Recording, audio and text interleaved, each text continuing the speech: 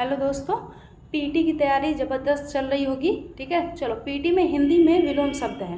विलोम है तो बहुत इजी टॉपिक, बट इसके शब्द के अर्थ आपको पता होने चाहिए। ठीक है, तो पहले शब्द के अर्थ पे फोकस करेंगे और उसके बाद विलोम तो आप खुद ही बोल दोगे। चलो ठीक है, समझ में आया।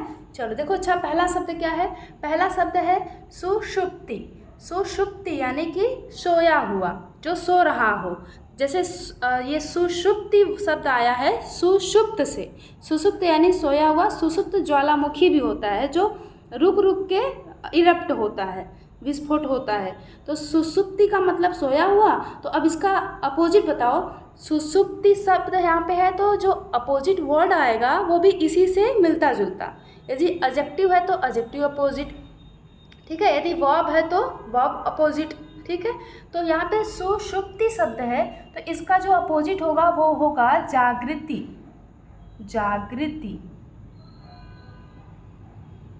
जागृति का मतलब सॉरी यहाँ पे छोटी ही रहेगी। जागृति, जो जग रहा हो।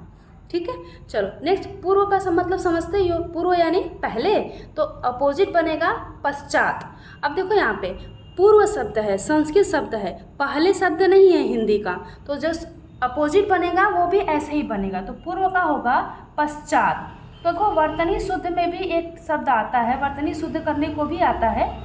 ठीक है, तो आप पश्चात में देखोगे यहाँ पे हलंत लगा रहता है। ठीक है, ये आ चुका है आरो में। नेक्स्ट प्रसन्न। प्रसन्न का मतलब खुश। तो अब यहाँ पे प्रसन्न में अ लगा दो। अ शब्द जहाँ पे जुड़ता है वहाँ पे नहीं का सेंस देता है। तो प्रसन्न का अपोजिट क्या हो जाएगा? अप्रसन्न। अप्रसन्न। नेक्स्ट परकीय। परकीय यानी कि पर यानी दूसरे का, कीय मतलब करना, जो दूसरे के लिए करता है वो परकीय। और अपोजिट क्या होगा?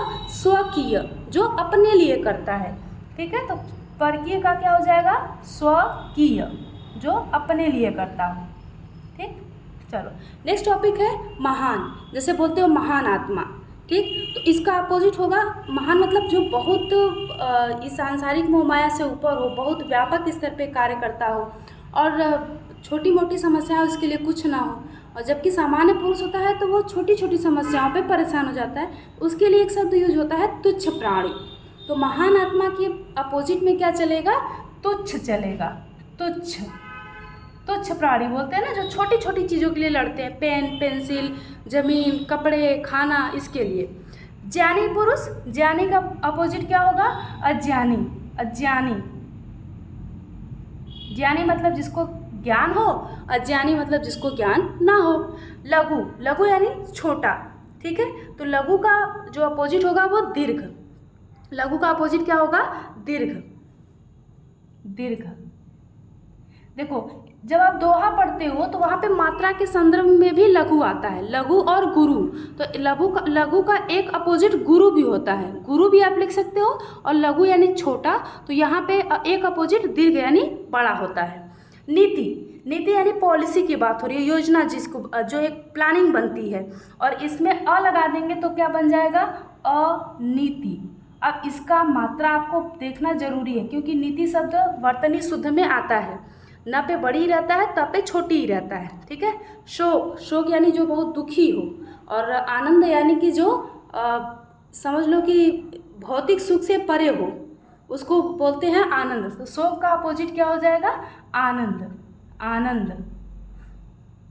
ठीक है, नेक्स्ट विघ्न। विघ्न का मतलब होता है बाधा। तो विघ्न में निर शब्द भी कहीं जुड़ता है, तो उसका मतलब होता है नहीं। तो विघ्न में निर शब्द जोड़ दोगे तो निर्विघ्न। अब निर्विघ्न शब्द कैसे लिखाता है ये देखना आवश्यक है। तो निर्विघ्न में निर्विघ्न, र का रेफ होता है। रेफ, रेफ यानी र उड़ जाता है, वहाँ पे र उड़ेगा। निर्विघ्न। निर्विघ्न, ख न, निर्विघ्न। ये हो गया अपोजिट।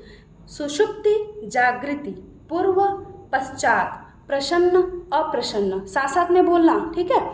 परकीय, स्वकीय, महान, तुच्छ, ज्ञानी, अज्ञानी, लघु, दीर्घ, नीति, अनीति, शोक, आनंद, विघ्न, निर्विघ्न। ओके, चलो।